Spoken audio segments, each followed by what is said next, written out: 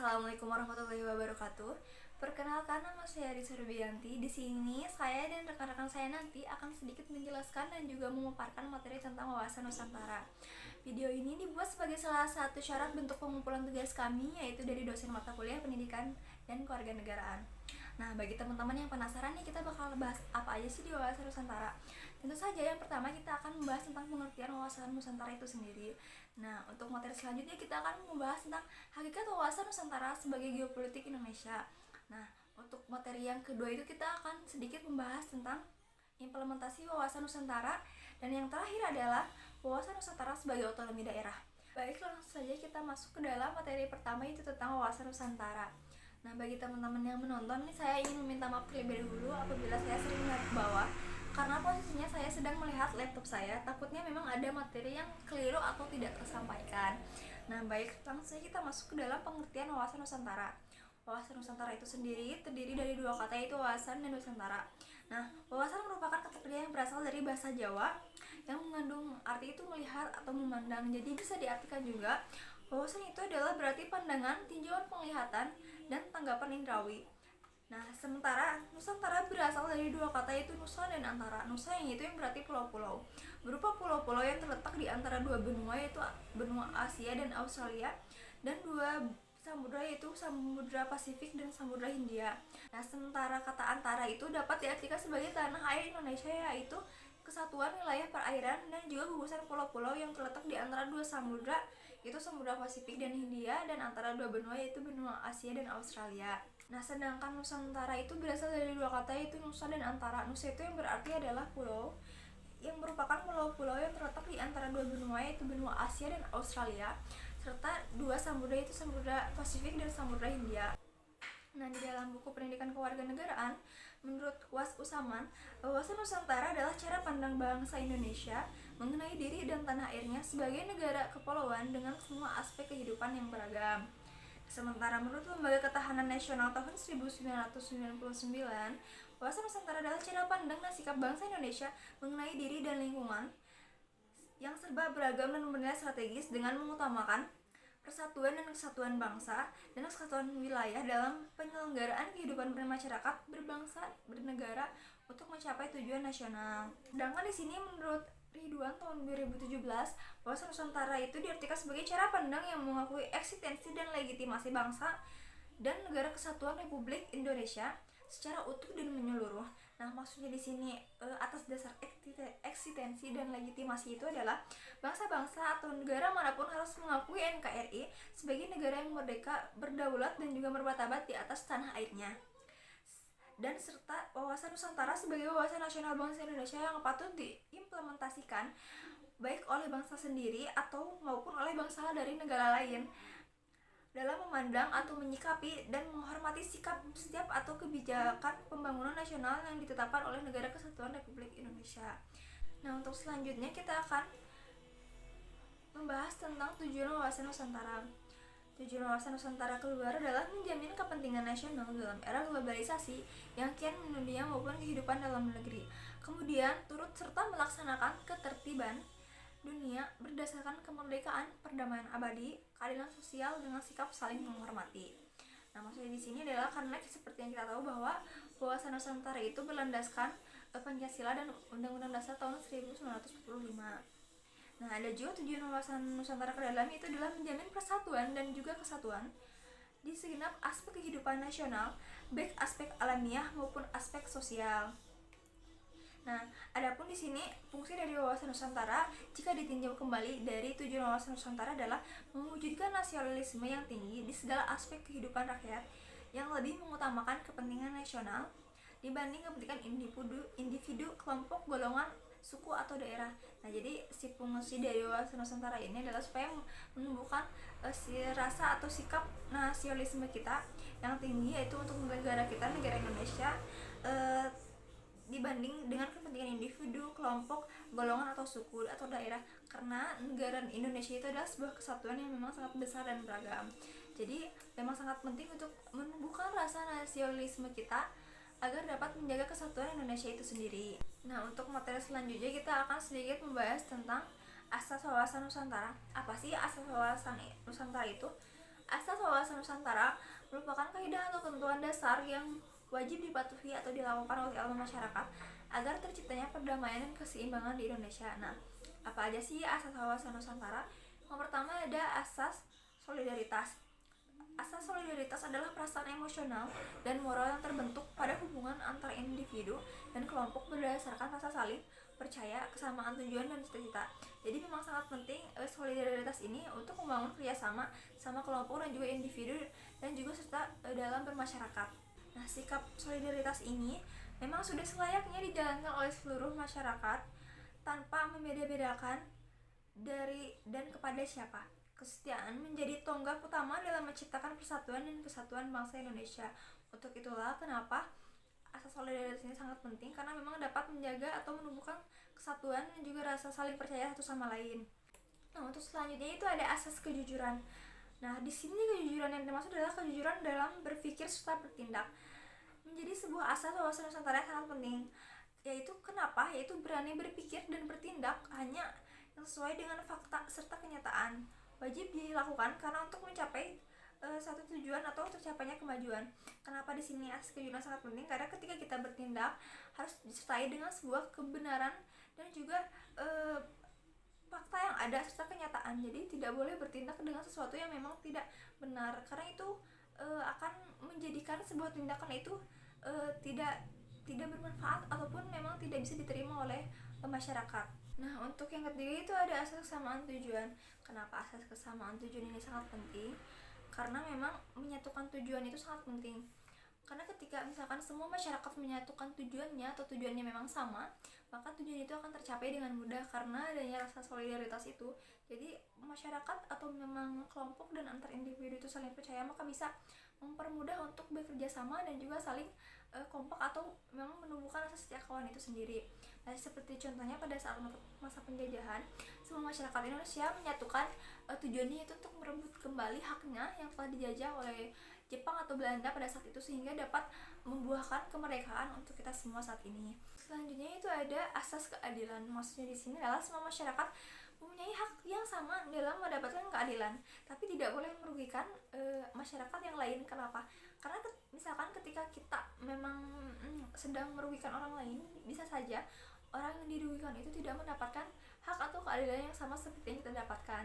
Karena memang kita hidup bermasyarakat dan tidak bisa hidup sendiri, makanya untuk itu saling menghargai dan juga toleransi serta menjaga kesatuan itu sangat penting, sehingga kita semua dapat mendapatkan keadilan atau memang hak yang sama hidup di Indonesia atau di dunia ini. Terus selanjutnya itu ada asas kerjasama. Dengan adanya kesadaran pada tujuan serta kepentingan yang sama akan menciptakan kerjasama antar elemen masyarakat. Kerjasama serta koordinasi tersebut dapat dilaksanakan atas dasar kesetaraan agar terciptanya efektivitas dalam mencapai tujuan bersama. Jadi kerjasama ini memang sangat penting, karena kenapa? Karena untuk mencapai tujuan yang tadi itu butuh kerjasama. Tidak bisa kita mencapai tujuan secara nasional dengan individu atau dengan sekelompok kecil gitu. Kita harus menyatukan tujuan dan juga membangun rasa solidaritas kita sesama masyarakat supaya bisa mencapai tujuan yang memang kita inginkan. Seperti yang sudah kita dengarkan tadi, sebenarnya wawasan Nusantara itu bisa disebut juga sebagai pengetahuan atau ideologi bangsa Indonesia sebagai cara berpikir.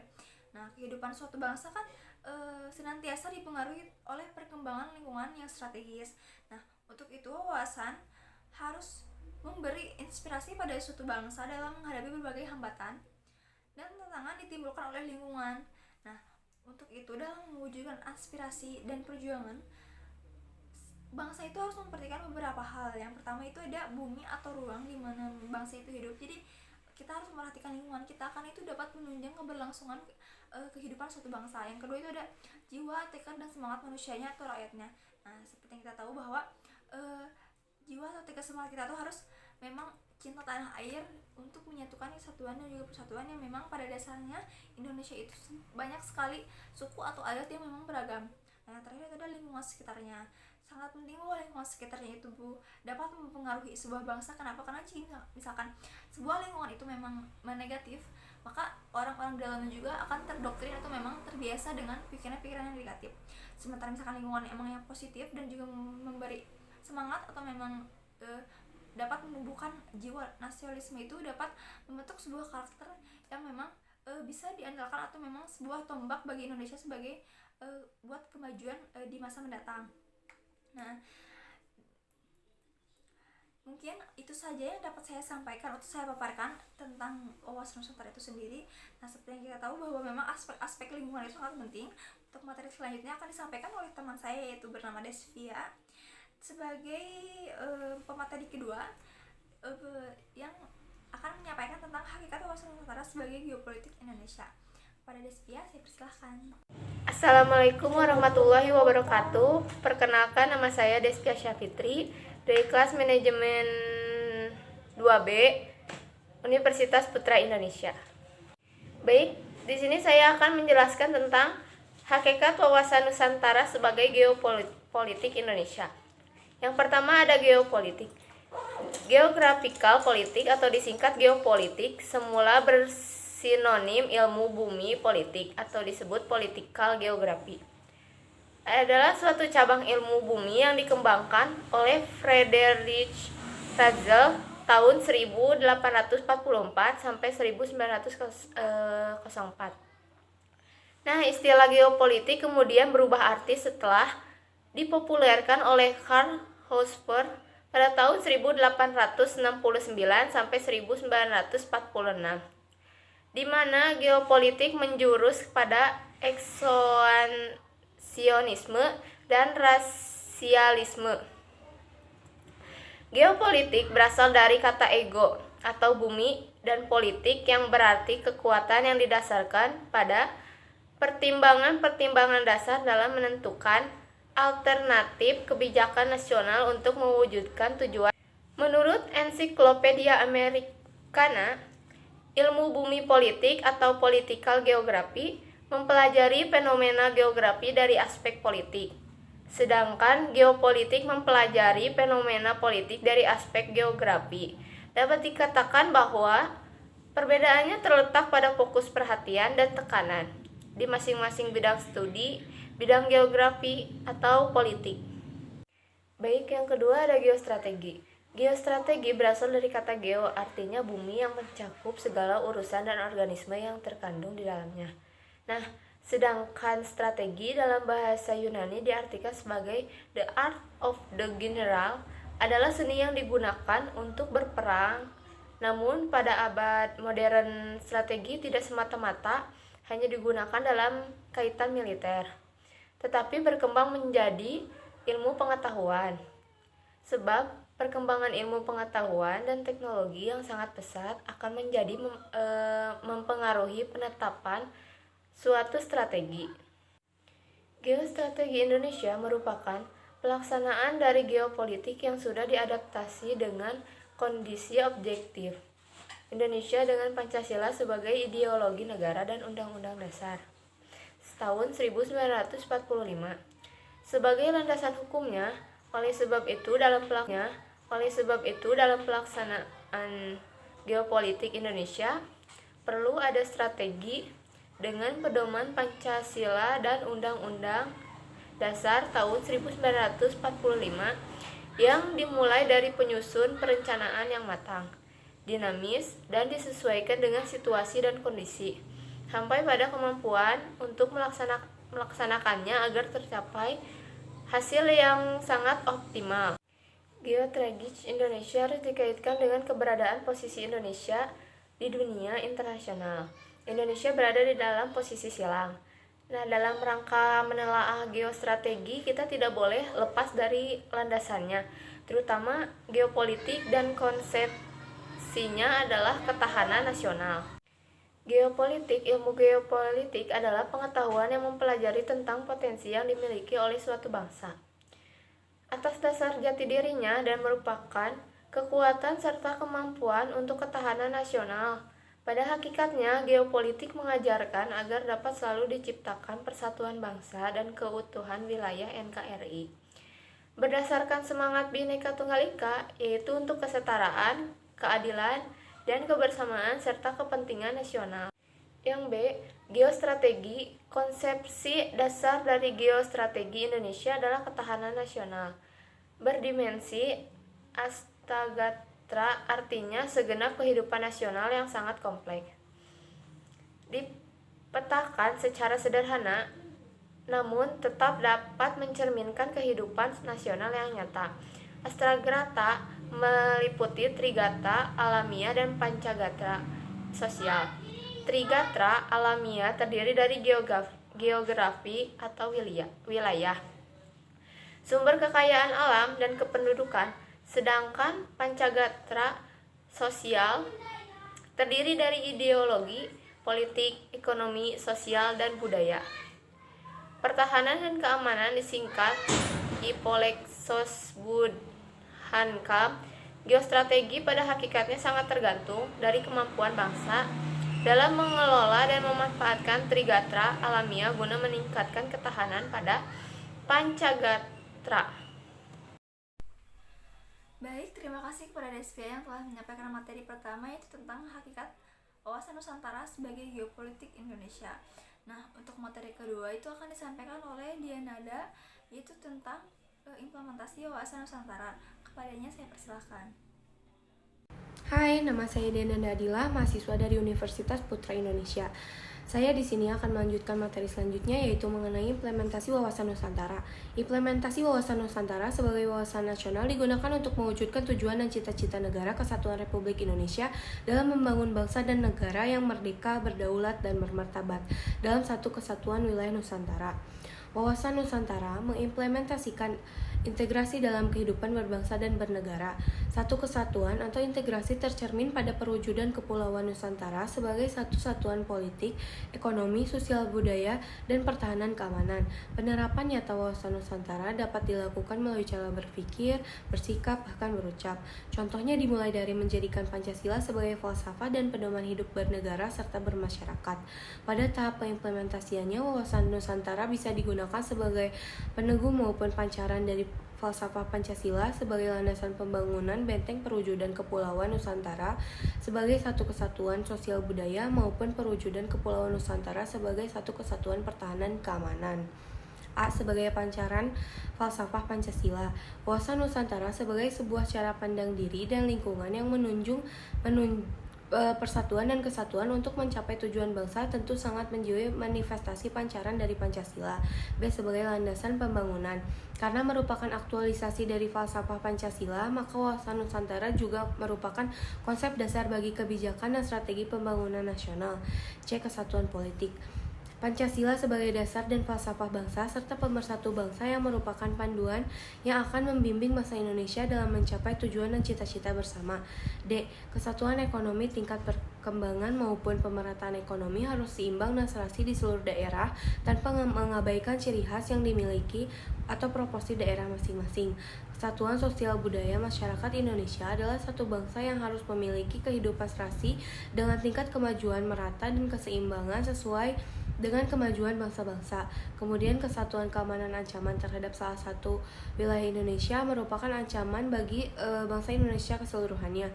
Kemudian ada tantangan implementasi wawasan Nusantara yang akan dihadapi di era modern, yaitu diantaranya kesadaran warga negara, pandangan Indonesia tentang hak dan kewajiban manusia Indonesia mempunyai kedudukan hak dan kewajiban yang sama. Kemudian sebagai perkembangan pesat teknologi, kapitalisme, dan pemberdayaan masyarakat. Sekian, terima kasih. Terima kasih kepada Diananda yang telah menyampaikan materi. Untuk materi selanjutnya itu akan disampaikan oleh Aldi Naufal, yaitu tentang wawasan Nusantara sebagai otonomi daerah. Pada Aldi saya persilahkan.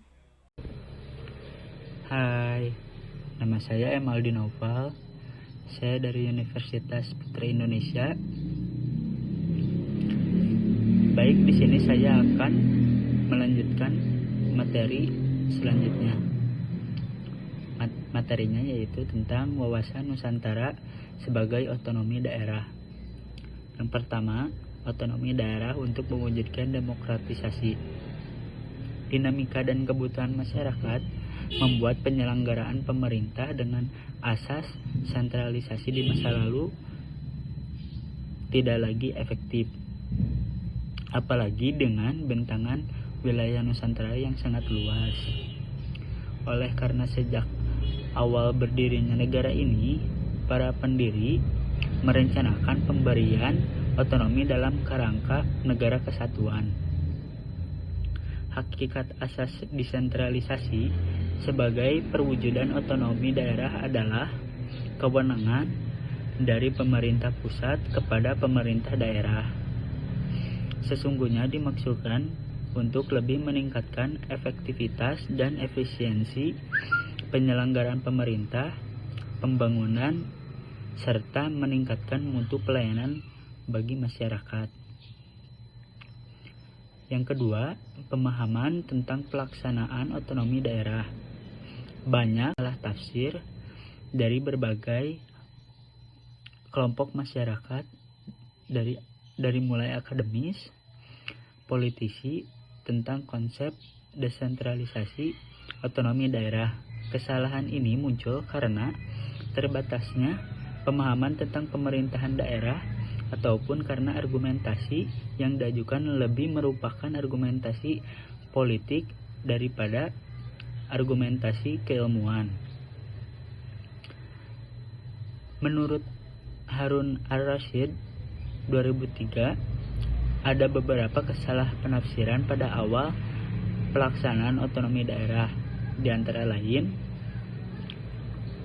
otonomi semata-mata dikaitkan dengan uang daerah belum mampu dan belum siap. Melalui otonomi daerah, maka pusat akan melepaskan tanggung jawab untuk membantu dan membina daerah. Dengan otonomi daerah, maka daerah dapat melakukan apa saja. Otonomi daerah akan menciptakan raja-raja kecil di daerah dan memindahkan pola KKN. Padahal, salah satu landasan pemikiran dari otonomi daerah adalah demokratisasi penyelenggaraan pemerintah daerah. Kewenangan negara. Keterkaitan otonomi daerah dengan demokratisasi pernah diungkapkan oleh Muhammad Hatta, proklamator RI, yang menyatakan memberikan otonomi daerah tidak saja melaksanakan demokrasi, tetapi mendorong auto-activity, artinya bertindak sendiri. Dengan berkembangnya auto-activity tercapailah apa yang dimaksud dengan demokratisasi, yakni pemerintah yang dilaksanakan oleh rakyat. Rakyat tidak saja menentukan nasibnya sendiri, melainkan juga memperbaiki nasibnya sendiri. Pemikiran Bung Hatta tersebut jelas memberikan gambaran mengenai rakyat dengan segala keunikan dan keunggulan masing-masing di setiap daerah. Karakteristik setiap daerah, baik pada ranah sosial, kultural, dan alam, seharusnya menjadi modal dasar untuk mengembangkan daerah masing-masing. Disinilah lalu dipahami akan pentingnya pelibatan masyarakat secara demokratis.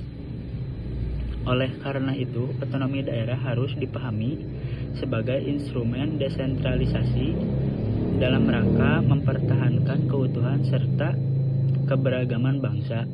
Otonomi daerah juga harus didefinisikan sebagai otonomi bagi rakyat dan bukan untuk pemerintah daerah, juga bukan untuk otonomi bagi daerah.